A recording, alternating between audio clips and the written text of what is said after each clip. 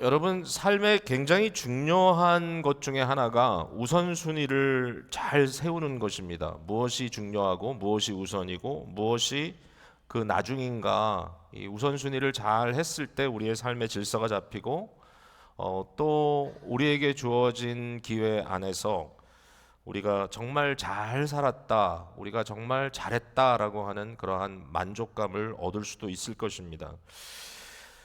리더십을 연구하는 많은 분들이 이 우선순위에 대해서 이야기할 때 항상 하는 말이 있어요. 자, 여러분들이 우선순위를 세울 때에 더 급한 일을 생각하기보다는 더 중요한 일을 앞서 생각하십시오. 언뜻 생각하면 중요한 일이 급한 일일 것 같은데 이제 많은 사람들의 삶을 보면 본인이 너무 급하다고 생각하는 일이라서 허겁지겁 정신없이 그런 일들을 하고 있지만 사실은 그게 제일 중요한 일은 아닐 수도 있다라는 것이고요. 너무 급한 불을 끄고 다니다 보니까 적어도 자기 마음에 급하다고 생각하는 것들을 결국은 제일 중요한 것들을 놓치는 경우들도 있었다라는 것이 아마도 저와 여러분의 경험 안에도 담겨져 있는 내용이 아닌가 생각을 해요. 중요한 일, 더 중요한 일을 이야기한다면 이것은 가치관의 문제일 수밖에 없어요. 뭐가 제일 중요한가? 나에게 무엇이 가장 중요한가?라는 질문을 한다면 그 질문의 답은 내가 가지고 있는 가치관에 의해서 답이 나오게 될 것입니다.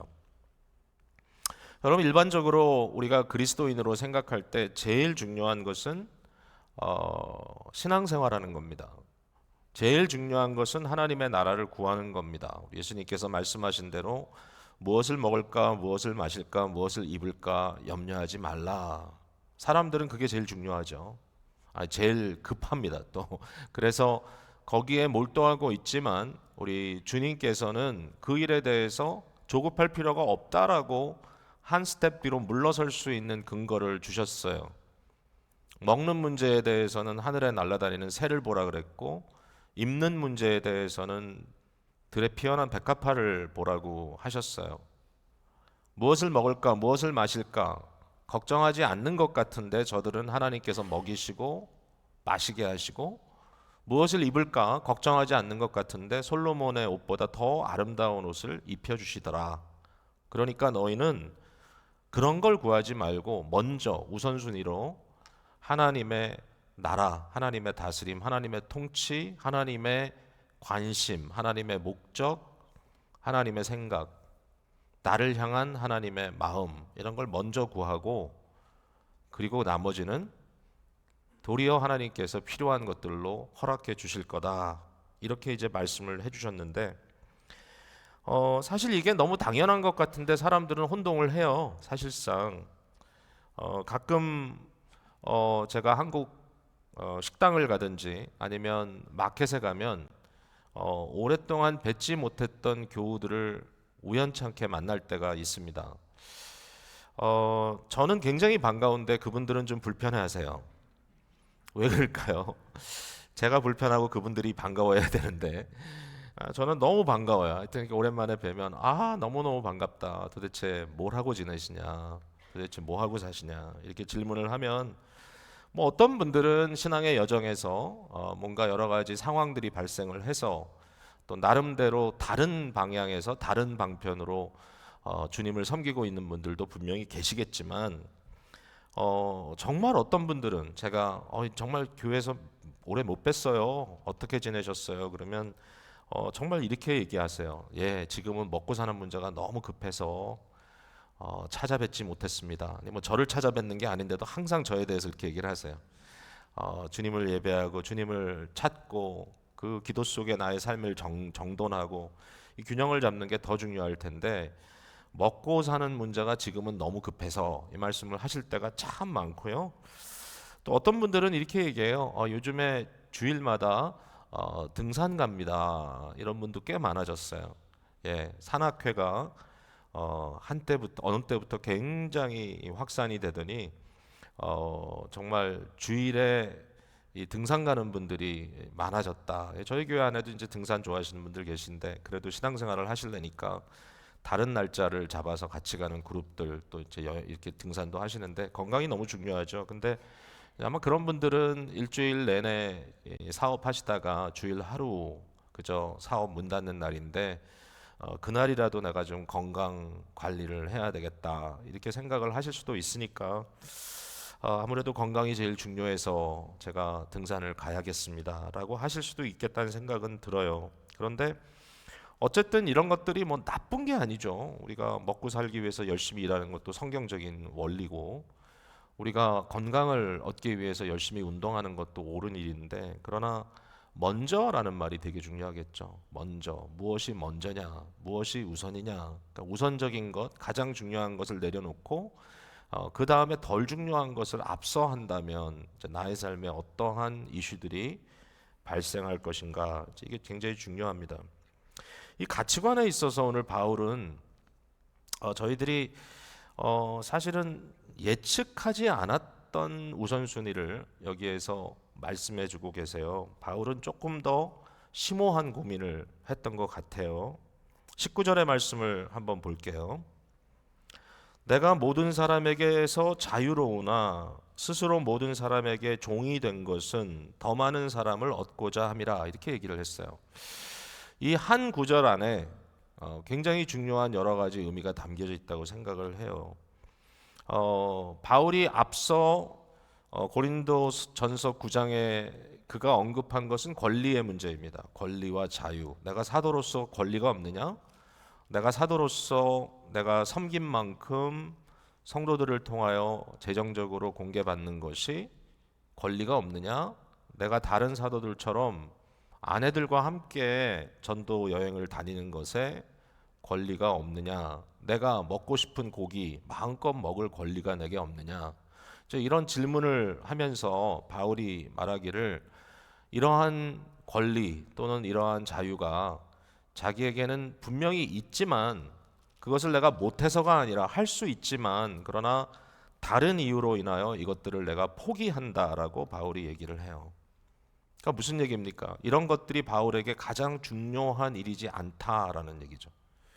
어떻게 보면 굉장히 초월적인 그런 고민인 것 같아요. 어떻게 당신에게 이런 것이 귀중하지 않을 수 있습니까? 귀하죠. 여러분, 특별히 현대를 살아가고 있는 저와 여러분에게는 21세기의 코드대로 문화대로 살아가고 있는 우리들에게는 자유라고 하는 것처럼 중요한 가치는 없어요.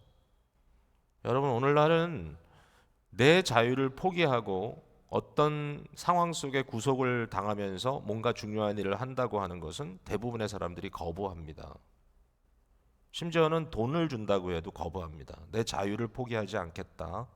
내 권리를 포기하지 않겠다. 요즘 제일 중요한 단어는 인권입니다. 소수민족, 소수집단, 심지어는 성소수자, 나의 권리, 나의 인권, 나의 자유. 내가 마음대로 말하고 마음대로 행하고 마음대로 사는 것을 나는 당연히 나의 권리로 누리겠다라고 이야기를 하는 세상이잖아요. 그러니까 오늘날 이 시대는 여기 바울이 말하고 있는 이 문제에 대해서 완전히 거꾸로 돼 있다라는 것을 알 수가 있어요. 바울은 뭐라고 얘기하냐면은 이러한 자유와 권리보다 나에게 더 중요한 프라이어리티가 있다라는 거예요. 그 중요한 프라이어리티가 뭐냐면은 사랑이래요. 사랑. 고린도전서에 지금 제일 중요한 주제가 사랑이라는 사실을 우리가 발견했죠. 사랑. 요거를 다르게 얘기하면 제일 중요한 것은 사람이래요. 사람. 사람을 사랑하는 것. 사람을 얻는 것. 사람을 섬기는 것. 사람에게 유익한 일을 행하는 것. 그러니까 자기가 아무리 자유가 있고 아무리 권리가 있다 할지라도 나는 그런 것들을 내려놓고 만약에 그것을 내려놓는 것이 나로 하여금 사람을 더 사랑할 수 있는 방법이라면 나는 그 길을 택하겠다 라고 바울이 얘기하는 거예요. 그리고 여기 한 가지 더 나가자면 가장 중요한 사랑이 있다면 내가 사람들을 사랑하는 가장 중요한 것이 있다면 그것은 더 많은 사람들을 복음으로 인도하는 것이다. 더 많은 사람들에게 구원의 은혜를 체험토록 하는 것이다. 이게 바울의 마음이에요. 참 저는 너무 대단한 것 같아요. 이게 이런 말이 여러분, 이게 곧 저는 사역자의 마인드라고 생각해요. 이걸 누가 가르쳐 주겠어요? 이걸 누가 강요하겠어요? 여러분, 우리 교회 안에도 사역자들이 많습니다. 저도 사역자 중에 한 사람이고, 또 혹시 여러분의 자녀들 중에도 우리 교회에 있지는 않지만 또 사역하는 분들이 계실지도 모르겠어요. 여러분 가족 중에도 사역하는 사람들이 참 많지만, 그러나 모든 사역자들이 동일한 마음은 아닌 것 같아요. 모든 사람들이 자기의 자유와 권리를 내려놓고 사람을 사랑하는 것이 더 중요하다고 생각할 뿐만 아니라, 사람을 사랑하는 것의 가장 높은 가치가 어떻게 해서든지 그리스도 예수를 증거해서 더 많은 사람들이 구원의 은혜를 누리도록 하는 것이 최고의 사랑이라고 생각하면서, 섬김이라고 하는 것에 대해서 너무나 중요한 프라이어리티를 갖는다고 하는 것은 모두가 다 똑같이 생각하는 바는 아닌 것 같아요. 적어도 프라이어리티 면에서 이게 중요하지 않다고 말하는 사역자는 없을 거예요. 그러나 이것보다 더 중요한 것이 나의 삶에도 있기 때문에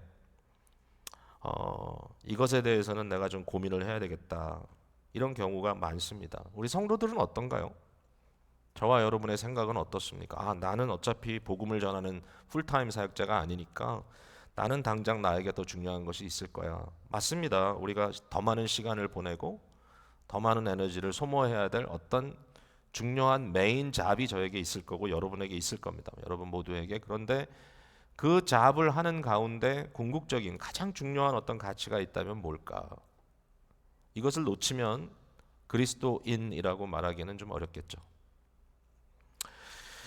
저는 우리 기쁨의 교회를 목회하면서 많은 분들이 교회라고 하는 공동체, 이게 아마 1세대들에게는 조금 더 분명한 거겠지만 아마 다음 세대들에게는 그렇게 이게 마음에 닿지 않는 이슈일지도 모르겠는데, 우리 한국 교회는 워낙 헌신적이고 워낙 드라이브가 강하다 보니까, 특별히 이민 교회도 결국은 집 교회밖에는 없이 살잖아요. 그 다음에 일.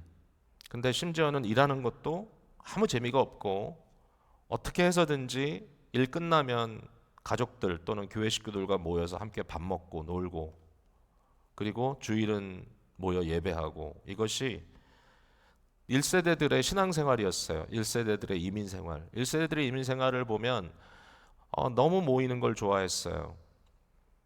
그래서 하여튼 교회 중심이라는 말이 전혀 어색하지 않았고, 서로가 서로를 섬긴다, 봉사한다, 이런 것이 전혀 이상하지 않았어요. 정말 몸이 부서질 정도로 봉사를 해. 일주일 내내 노동을 하는데 주일 와서 하루 종일 부엌에 서가지고 하루 종일 음식을 만들고 성도들을 섬기고, 그러면서도 기뻐하고 즐거워하던 것이 1세 교인들의 모습이었어요. 저는 이제 그 모습 속에 좀 일종의 모순을 보았다고 말하는 것이 옳지 모르겠지만, 사실 저는 1.5세대 마인드를 지금 갖고 있는 사람이기도 하고, 1세 교회에서 성장하면서 또 많은 아픔들도 보았고 교회가 분열되는 모습도 보았고, 왜 그런 일이 있는가에 대해서 고민도 많이 해봤기 때문에, 한 가지 제가 고민했던 것은 이 교회에 대한 섬김, 교회에 대한 희생, 교회에 대한 충성심, 이런 것들이 굉장히 중요하지만, 그러나 그것보다 우리 각자의 신앙의 성숙과 우리가 정말 그리스도를 닮아가는 성화를 이루는 것이 교회라고 하는 기관에 충성하는 것보다는 더 중요할 것 같다라는 말씀을 많이 나눴습니다. 그래서 이왕이면 교회에서 많이 섬기지 마라. 할 만큼만 해라. 그리고 많은 경우에 성도님들이 섬기다가 시험을 받으면 그만두세요라는 말을 수도 없이 했습니다. 왜냐하면 그게 그렇게 중요하지 않다고 저는 얘기했기 때문에. 근데 바울 사도의 이 고민을 들어보면, 이 섬김이라는 것이 잘못되면 굉장히 우리의 신앙을 뒤틀리게 할 수 있지만, 그러나 이 섬김을 잘 가져가면 이 섬김이 복음 안에 들어와 있는 참된 섬김이 될 수 있다라는 것도 발견하게 되는 겁니다.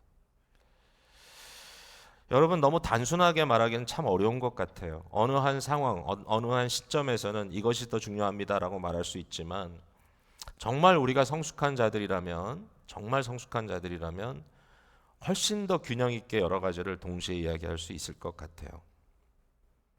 여러분은 섬기는 종들이신가요? 아니면 아이 나는 이젠 그런 거 안 해. 이제는 내가 주인이지. 교회도 내가 중심이고. 그럼 뭐 어떤 이 말이 비하시키는 말이 아닙니다. 적어도 내 페이스대로, 내 수준대로 내가 할 수 있는 만큼만 가야 되겠다라고 생각하는 경우들이 참 많죠. 여러분 죄송하지만 사역자 중에도 이렇게 생각하는 분들이 요새 점점 많아지고 있어요. 내가 할 수 있는 만큼만, 내가 힘들지 않은 만큼만. 근데 당연하죠. 일반 성도들은 오늘날 뭐라 그럽니까? 소비자들이다 얘기를 하니까 내가 왜 이 교회 나옵니까? 아유 말씀이 뭔가 내 마음에 딱 와서 맞아서요. 이 교회 가면 예배에 감동이 있어서요. 왜 이 교회 갑니까? 사람들과 만남이 좋아서요. 아이들을 위한 프로그램이 좋아서요. 왜 이 교회 갑니까? 라고 했을 때 사람을 사랑해서요. 어떻게 해서든지 내가 복음 공동체 안에 하나님의 나라가 더욱 왕성해지기를 원해서요. 라고 답하는 사람은 찾아보기가 사실 쉽지가 않죠. 근데 바울은 그 얘기를 하고 있어요. 이게 지금 일반인들에게 하는 얘기입니다. 고린도 교회에게 편지를 쓴 거니까. 그러니까 이 부분에 대해서 우리가 어떤 고민이 좀 필요할까? 순수한 고민을 얘기하는 겁니다. 복음 안에 있는 섬김이 있을 수 있을까? 저는 상당히 좀 뒤틀려 있었어요. 제 자신이 25년 목회를 해왔지만 열심히 섬긴다는 사람들 속에 너무 많은 모순이 있어요. 많이 섬기면 섬길수록 고집도 세고 헌금을 많이 하면 할수록 왜 이렇게 교만한지, 왜 자기가 이렇게 주장을 하려고 하는지, 이런 생각들이 항상 제 마음속에 있었어요. 뭐 우리 교회 분들이 그랬다는 게 아니에요. 그냥 선입관이에요. 제 마음속에. 열심히 하는 사람이 더 문제다. 근데 깊이 들어가서 생각을 해보면 굉장히 중요한 가치관 하나를 상실했더라고요. 그 가치관이 뭐냐면은 예수 그리스도에 대한 순종이에요. 순종. 순종이라는 가치관. 저는 순종을 잘 못해요. 사람들 사이에서도 누가 하라는 거 잘 안 해요. 정말 안 해요, 저는. 필라델피아에서 저보다 한 세대 윗분들은 필라델피아에서 목회하는 친구 중에 말을 제일 안 듣는 사람이 누구냐 그러면 박성일 목사라 그래요. 이게 제가 농담이 아니에요. 예. 필라델피아의 교회 협의회 뭐 임원 맡아라, 회장 맡아라 그 얘기 얼마나 많이 들었는지 몰라요. 심지어는 막 전화로 협박까지 하면서 너 그렇게 하면 정말 가만히 안 놔둘 거야. 그래도 끝까지 안 해요. 끝까지 안 해요. 예.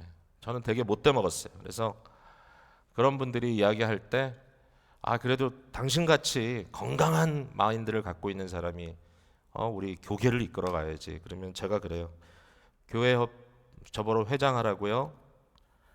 네, 회장을 꼭 당신이 해야 되겠다. 그럼 제가 그랬어요. 그러면 1년 텀이 아니라 7년 텀을 주시면 하겠습니다. 여러분 놀랬죠?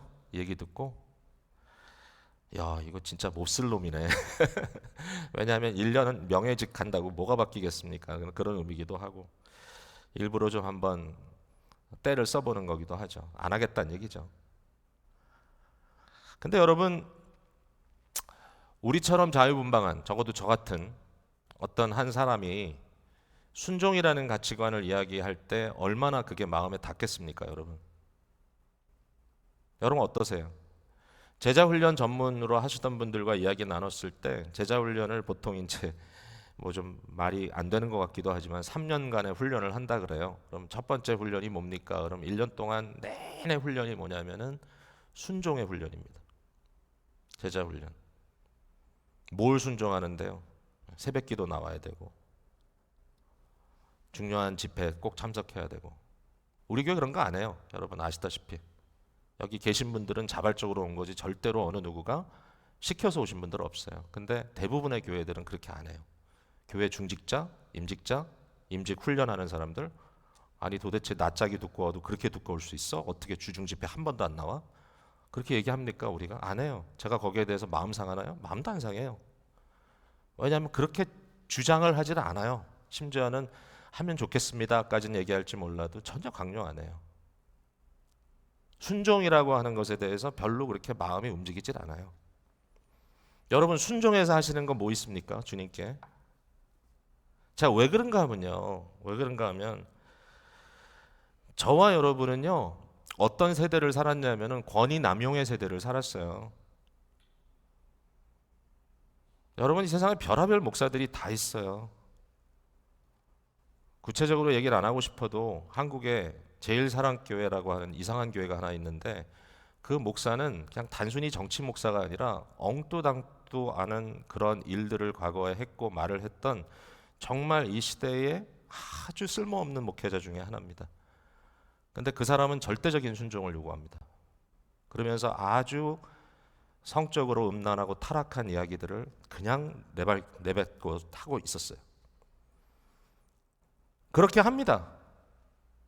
옛날에 부흥사들 얘기를 들어보면 도대체 자기네들이 뭔데 그렇게 어뷰시브하게 순종을 강요합니까? 제가 아직도 기억이 나는 것은 어린 시절에 부흥회를 갔는데 한국에서 온 부흥사가 앞에서 설교를 하다가 어느 자매가 이렇게 조금 허리를 뒤로 이렇게 기울이고 설교를 듣고 있으니까 그 자매가 굉장히 좀 이렇게 영어권 자매였어요. 제 기억에 어린 시절부터 이미 일찍 와가지고 뭔지 몰라도 좀 자세가 흐트러져 있으니까 앞에서 제가 이 강단에서 이런 얘기 죄송합니다만 정말 입에 담을 수 없는 욕들을 2년 전년 하면서 똑바로 앉으라고 그렇게 사람들에게 강압적으로 순종을 강요하면서 그것이 신앙생활이라고 얘기를 했어요. 어디 감히 그러면서 항상 얘기하죠. 하나님 앞에서 어디 감히 하나님 앞에서 버릇되기 없이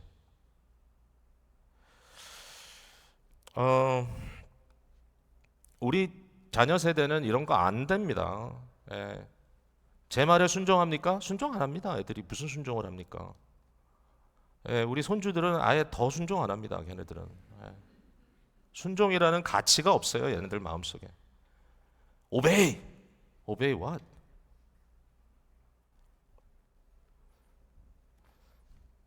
근데 이것은 권위의 남용의 문제죠. 권위 남용의 엘르렉이죠. 엘러지죠. 엘러지. 예. 저는 일단 너무 권위적인 칼날을 보이기만 해도 마음속에서부터 저 사람과는 들이받아야 되겠다라는 생각부터 먼저 일어납니다. 마음속에. 저 잘 들이받습니다. 여러분 모르시죠? 우리 교회에서는 제가 잘 안 하려고 애를 쓰는데 뭔지 몰라도 권위가 있다는 사람들 앞에서는 들이받는 게 저는 좀 너무 쉬워요. 그 이상한 마음속에 이런 잘못된 권위에 대한 알르레기 반응이 있어요. 그래서 순종이라는 설교를 거의 안 한 것 같아요. 교회에서도. 순종이란 말을. 여러분 순종이 안 되는데 섬김이 어떻게 됩니까? 사실은 순종의 가장 핵심적인 것은 사랑이죠. 예, 그 어느 시인이죠? 순종의 시를 쓰신 분. 복종이라고. 사실 복종이죠. 그 타이틀이. 갑자기 기억이 나네. 당신을 사랑하기 때문에 난 당신에게 복종하겠다. 너무 숭고하고 아름다운 이야기인데 이상하게도 저는 이 복종 또는 순종이라고 하는 가치관이 너무 저한테는 어려워요. 근데 제자도의 가장 첫 번째 단계는 순종이랍니다. 근데 이 순종은 목사에 대한 순종도 아니고요. 궁극히 얘기하면 목사가 목사라는 어떤 지위나 어떤 위치에서 그 순종을 요구할 만한 권한이 어디 있겠어요? 여러분 목회자라 할지라도요. 그가 하나님의 말씀과 그리스도 예수의 은혜를 전달하는 전달자로서의 역할이 아니라 자기의 어떤 개인적인 욕망과 개인적인 앰비션을 커뮤니케이트하는 자리에 있다면 사실상 우리가 순종해야 될 이유가 뭐가 있겠어요? 그냥 체면 봐주는 정도는 할 수 있겠지만 그러나 그것조차도 우리가 마음으로 하지 못하겠죠. 근데 무엇에 순종해야 되느냐? 그리스도 예수와 그의 복음에 순종해야 합니다. 이거는 놓쳐선 안 되는 프라이어리티라고 바울이 얘기하는 거예요. 제가 이 말씀 앞에 어느덧 6학년이 된 오늘 이 시점에 이제 남은 시간은 좀 신중하게 살아야 되겠다라는 고민을 하게 됩니다. 이제는 사춘기가 아니니까 이제는 들이받는 권위에 대해서 무조건 반골기질을 가지고 들이받는 그런 인생이 아니라 예수 그리스도와 그리스도의 복음에 순종하는 자로서의 내게 주신 사명을 감당해야 되겠다. 그게 뭘까? 여러분께 그 질문을 좀 던져봐요. 기쁨의 교회가 이렇게 좋은 교회인데 정말 그래요.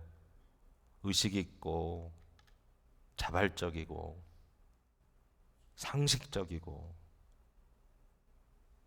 너무 좋은 교회인데 여기에 그리스도의 복음에 대한 순종이라고 하는 가치관이 더해진다면 얼마나 폭발적인 이 시대의 사역을 감당할 수 있을까?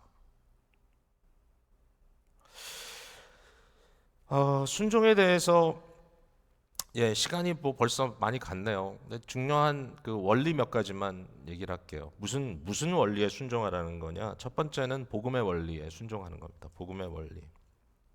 예수 그리스도의 성육신을 생각해야 된다는 거고요. 내가 무엇을 할까라는 질문에 대해서 예수 그리스도의 성육신, 그리스도가 어떻게 하셨는가? 그리스도가 왜 나를 따르라? 나에게 와서 배우라. 그리스도께서 왜 우리를 제자로 따르라고 하셨는가? 그게 과연 뭔가?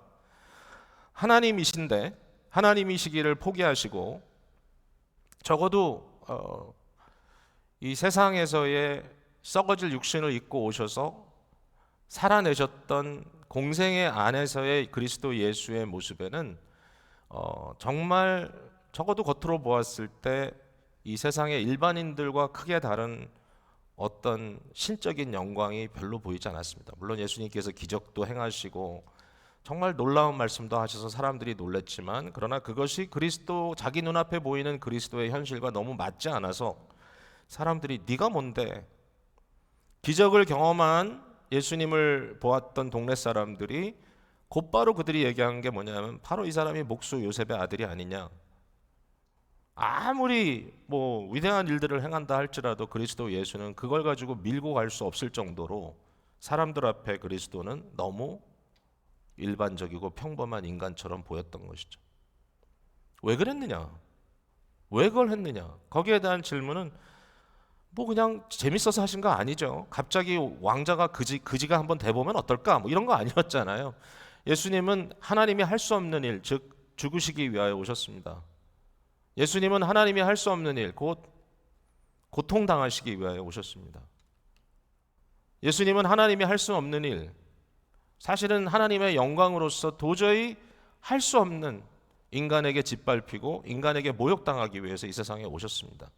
스스로 죄가 되시기 위해서 오셨습니다. 하나님이 도저히 할 수 없는 일입니다. 하나님이 거룩하신 분인데 어떻게 죄가 됩니까? 그러나 그리스도 예수는 아담의 후예의 모습으로 오셔서 죄가 되셨습니다. 빌립보서 2장에 그러게 하기 위해서 예수님은 자기의 영광을 다 비워내셨어요. empty라고 하는 단어가 나오죠. He emptied himself. 다 비웠어요. 이게 복음이라는 거예요. 바울 사도가 여기 굉장히 중요한 말을 하죠. 23절에 내가 복음을 위하여 모든 것을 행함은 복음에 참여하고자 함이라. 자, 뭐가 먼저인지, 복음 위에 일하는 게 먼저인지 복음에 참여하는 게 먼저인지. 중요한 건 뭐냐면 두 가지가 동시에 가야 된다. 무슨 얘기입니까? 복음을 전하는 자는 먼저 복음으로 살아야 된다. 주의 사역을 하는 자들은 먼저 복음적인 사람이 돼야 된다. 여기에 복음에 참여한다라고 하는 이 참여라고 하는 단어는 여러분 너무나 잘 아는 코이노니아라는 단어입니다. 코이노니아. 뭡니까? 복음과 교제한다. 복음과 나 사겨 요새. 나 복음과 코이노니아 해. 나 복음과 사귄다? 여러분 사귀는 사람과 어떻게 됩니까? 사귀는 사람과는 소통하죠. 교통하죠. 심지어는 닮아가죠. 그 안에 엄청난 갈등 구조가 있더라도 풀어냅니다. 왜냐하면 사귀기 때문에.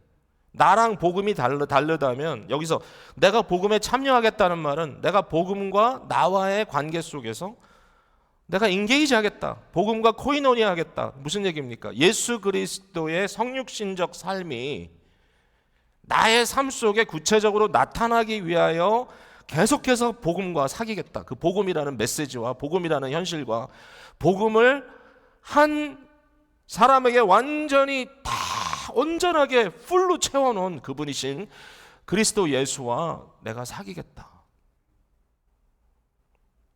여러분 이거에 순종하라는 거예요. 이거 순종할 수 있을까요? 여러분 정말 여러분의 자존심과 여러분의 이 순간에 스스로 너무 중요하게 여기는 자기의 그 자긍심, 사람들과의 관계에서도 자존심 싸움이 대부분이잖아요. 뭐 그렇게 자존심 싸움이 많아요? 나 이건 놀 수 없어 라고 얘기하는데 정말 놀 수 없는 건가요? 그거 놓으면 세상이 망하나요? 아니면 그 기관이 망하나요? 더 이상 할 수 없는 건가요?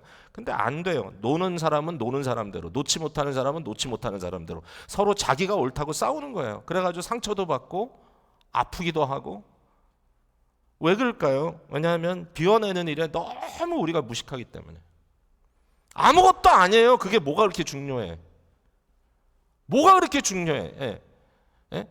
제가 예전에 우리 교회에 있었던 재직회 싸움이 일어났던 일 하나를 항상 제가 첫사랑반에서 얘기하잖아요. 뭐예요? 우리 처음에 밴 처음 살 때 무슨 밴을 살까요? 무슨 밴을 살까요? 또 이 사람들마다 그때는 대부분 다 세탁소 하시는 우리 분들이 많았는데 다 밴은 들고 다니면서 딜리버리 하시니까 자기가 좋아하는 밴이 다 있으셔가지고 쉐비 사야 돼, 더지 사야 돼, 포드 사야 돼. 그거 가지고 그 자리에서 싸움이 났잖아요. 여러분 기억하세요? 그 자리 계신 분들.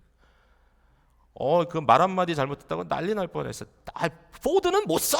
했더니 그 포드만 쓰셨던 분이 갑자기 발끈해가지고 당신은 못 쓰는데 뭐 이러면서 이제 서로 결국 밴 사는 것 때문에 교회 갈라질 뻔했잖아요, 우리가.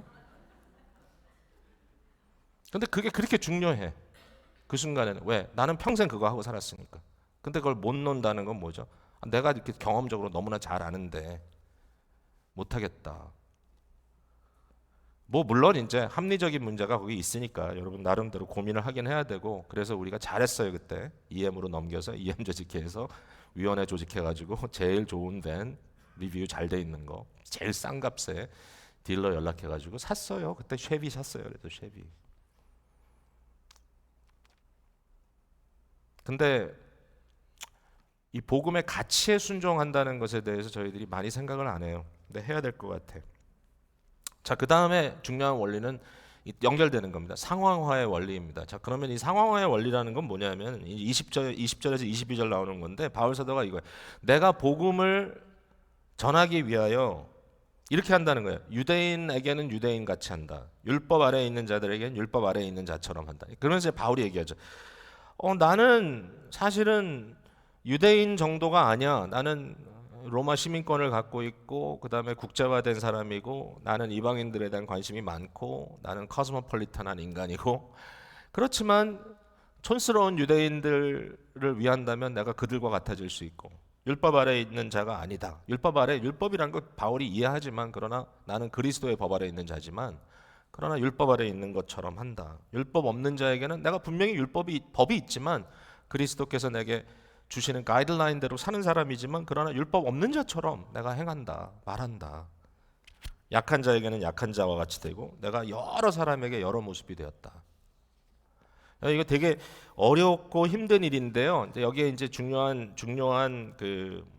이 중요한 메시지가 있다면 이런 거예요. 바울은 내 자신이 중요한 중심축이 돼가지고 관계를 맞춘 것이 아니라 적어도 이 커뮤니케이션 소통에 있어서는 상대의 상황의 축을 이해하고 그에게 맞춰줬다라고 바울이 얘기합니다. 이게 이제 소위 말하는 컨텍슈얼라이제이션, 상황화의 중요한 원리인데요.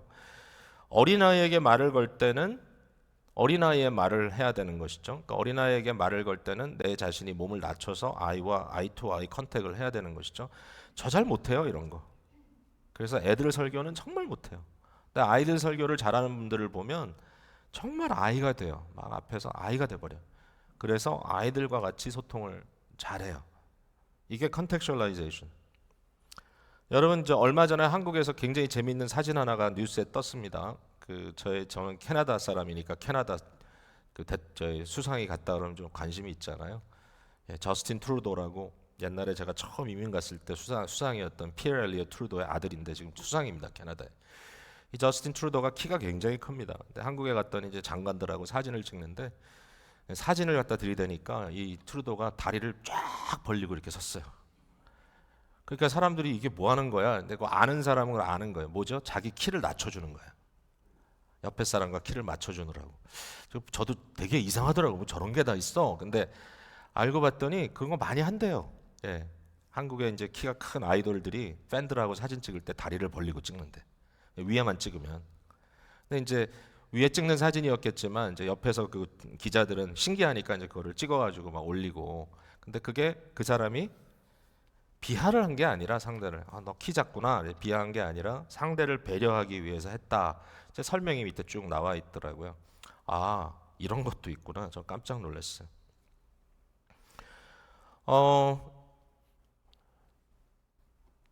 이 부분이 좀 해결이 잘 안 돼요. 저도 솔직히. 예. 제가 어릴 때 항상 들었던 말이 조이로 살아라. 조이, J-O-Y. J-O-Y 뭐죠? Jesus first, others second, 그다음에 you third. 너는 마지막에 가고 다른 사람이 중간에 가고 예수님이 제일 먼저다. 그래서 조이, J-O-Y를 항상 생각하며 살라 그랬다. 얘기 들었어요. 어떤 분이 이렇게 얘기했어요. God, God. 하나님이 우선순위인데 이게 거꾸로 되면 덕이 된다. 그래서 개처럼 살지 마라. 뭐가 개처럼 사는 겁니까? 예, 하나님 부르는지 모르겠지만 결국 그 속마음은 자기에 대한 것만 가득 차 있으면 그거는 하나님 믿는 게 아니다. 그건 자기를 믿는 거다. 이렇게 이야기를 하곤 했습니다. 상대에게 맞춘다고 하는 것이 진리를 포기하는 건 아니라고 저는 확신해요. 예, 변화와 성장을 포기하는 것은 아니지만 그러나 소통에 있어서 섬김에 있어서 상대의 자리가 무엇인지를 이해하고 그 사람의 눈높이를 맞춰서 상대해 줄 수 있는 것이 복음적 원리다. 과연 우리가 여기에 순종할 수 있는가? 예, 마지막은 절제의 원리가 여기 나오는데요. 제가 이 말씀 많이 못 드리겠습니다. 시간이 지나서. 다 연결이 됩니다. 어떻게 하여야 복음의 원리가 나의 삶 속에서 나타날 수 있을까? 그것은 이 상황화의 원리를 우리가 생각할 만큼의 성숙함이 있어야 되고요.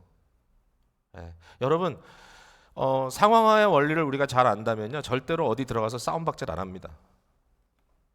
싸움박질 한다는 건 뭐죠? 예, 내 식대로 하겠다는 거거든요. 상황은 뭐죠? 상대를 배려한다는 얘기거든요. 저 사람의 상황에서 저 사람 마음 상하지 않도록 이 말을 했을 때 저 사람이 상처받지 않도록 해야 되겠다라고 하는 것을 고려해서 말을 하더라도 진리를 말하되 사랑으로 말하는 것을 계속 연습하는 겁니다. 이게 복음적 하나님 나라 시민의 시민다운 모습일 거예요. 이게 교양 시민의 모습이겠죠? 양극화되는 것이 아니라 정말 어떻게 하면 하나님의 나라의 가치와 아름다움이 잘 구현될 수 있을까? 어떻게 하면 우리가 진정한 이 평강, 샬롬 또 안식의 공동체가 될 수 있을까? 이런 고민을 한다면 굉장히 많은 변화가 있을 텐데 그걸 하기 위해서 뭐가 필요하죠? 절제해야 합니다. 절제. 바울 사도가 하는 말이 내가 방향 없이 다름질하는 것도 아니고 내가 허공을 치는 싸움을 하는 것도 아니다. 바울이 면류관 얘기를 하는데 여기서 근데 이제 이 상급이라는 말을 바울은 여기 스포츠에 비유를 해서 마라톤이나 레슬링 같은 개념으로 얘기를 하긴 해요. 근데 바울이 하는 말이 뭐냐면은 이 세상에 운동하는 사람들은 썩어질 면류관을 위해서 싸우지만 나는 썩지 아니할 면류관을 위해서 싸운다. 상급. 상급은요. 많은 경우에 하나님이 내게 상급 주신다 그러면 그 상급은 마치 내가 원하는 어떤 내가 욕심 가지고 있는 걸 채워주신다라는 생각이 자꾸 드는데 상급이라고 생각하지 마시고요. 상급을 상급이라고 생각을 안 할 수 있을까? 근데 이제 자꾸 우리가 상급 그러면은 꼭 상장 받는 생각이 자꾸 나니까. 근데 그것보다는 우리의 어떤 목적, 삶의 결과 이런 관점에서 본다면 이런 걸 거예요. 내가 정말 마지막 날 주님께서 나를 칭찬하시는 삶. 보람된 삶, 정말 의미 있었던 삶. 내가 그걸 살아야 되겠다. 내 면류관이 뭐냐? 데살로니가 전서 2장 19절에 바울 사도가 데살로니가 교인들에게 너희가 나의 면류관이다 그래요. 너희가 복음을 위하여 내가 모든 것을 했고 너희를 복음 안에 세우기 위해서 나는 아비처럼 어미처럼 나의 삶을 다 바쳤다. 너희가 나의 면류관이다. 그리고 디모데후서 4장 8절에 예수님께서 나를 인정하시는 생명의 면류관을 내게 주실 것이다.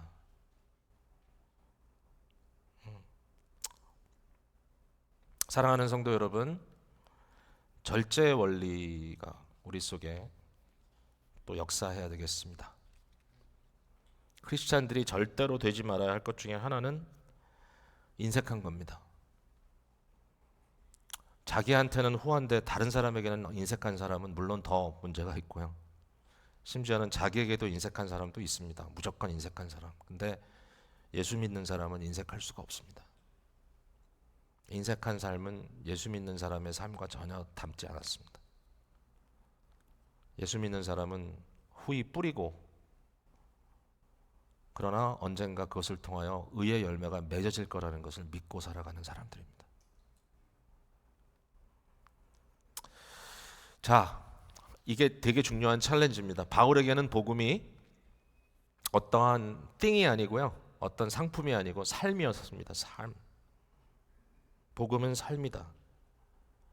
이 삶을 통하여 나뿐만 아니라 내 주위에 있는 사람들이 막 기뻐서 어쩔 줄 몰라 하는 그런 모습을 보고 싶어요. 정말 복음적 사고와 삶으로 이루어진 믿음 공동체, 진정 아름다운 영적 생태계가 이루어진다면, 정말 섬기는 공동체, 서로 순종하는, 하나님께 순종하는 공동체, 섬기는 것이 왜 섬기느냐 했을 때 그냥 내가 맡았으니까 억지로 할 수 없이 하는 거다라고 하시는 것이 아니라 막 머리를 짜내고 막 아이디어를 짜내고 시간을 짜내고 물질을 짜내고 이러면서 어떻게 해서든지 내가 섬기는 그 사람들이 좋아서 어쩔 줄 몰라 하는 그 모습을 내가 보고 싶고, 그것을 보는 순간에 나도 너무 좋아서 어쩔 줄 모르는, 그게 나한테 마치 중독돼 버리는, 예? 이거는 워크에 중독되는 게 아니라 복음적 나눔을 통한 기쁨에 중독되는 것은 성도들이 마땅히 기대해야 될 바라고 생각이 돼요. 바울이 이거예요. 바울이 고린도 교회에게 자꾸 이 사람들은 지식으로 따지잖아요. 자루 재잖아요. 옳다 그르다만 얘기만 하잖아요. 예스 노만 얘기하라 그러잖아요. 근데 바울은 아니야. 사랑이야. 나는 너희들이 너무 기뻐서 행복해서 어쩔 줄 몰라 하는 그 모습이 나는 너무 행복하단다. 나는 거기에 중독됐단다. 나는 복음적 열매가 우리의 삶 속에 맺어지는 것만큼 더 행복한 일은 없단다. 사역도 그렇게 하면 참 좋을 텐데, 저도 이제 그렇게 더 잘하려고 애를 쓰겠습니다, 여러분. 우리 모두가 다 이렇게 섬길 때 얼마나 행복할까. 아멘. 예, 기도하겠습니다.